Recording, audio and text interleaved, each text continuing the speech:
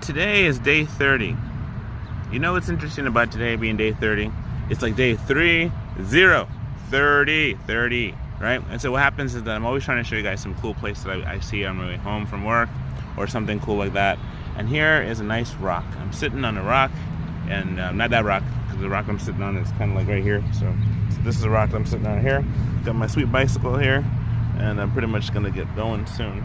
But here by the airport, right? By the beautiful airport. And so I wanted to just say that, you know, this is day 30. That means it's one entire month that I've been away. My wife and kids and I have been away from our older two children. And so, yeah, dealing with separation anxiety is the topic that I've been talking about, actually overcoming it and finding ways. So you have, like, you know, there's, look, there's like the birds right there. There's birds, and there's like some bees. Look at that, some bees. There's some bees. Yeah, talking about birds and bees, y'all. All right, there's that. Go back in a second. See, pretty much, I'm just walking here right now, on my bike, and just kind of walking through this really cool park.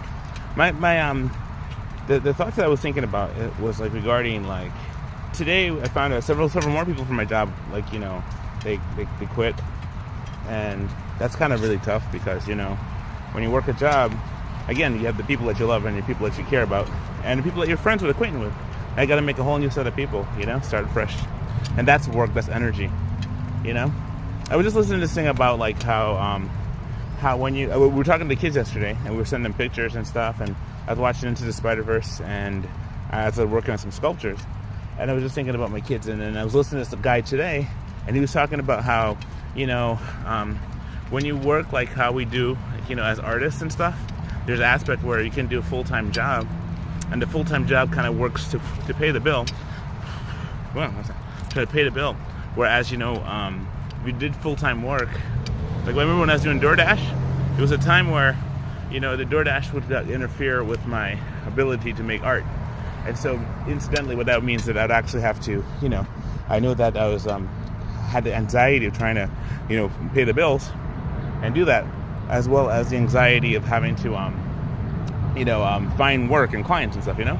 There were times, remember I said before, you look at my videos, how there was times where you're trying to, you know, make money, as well as trying to, you know, get clients. And there were days where I had none. I had no clients and I had no money, but I still had some art stuff, you know. The guy was talking about how, you know, praise God that you have a job that can cover the bills and cover the amount that you need. And give me a second, hold on. So when you have a job that covers your bills, you actually have more time to think of freedom to do some art on the side, unless of course those people are like really rich. But for the most part though, I found it that when you do some cool thing, there's the engine again, hold on. Here's the engine again. So pretty much 30 days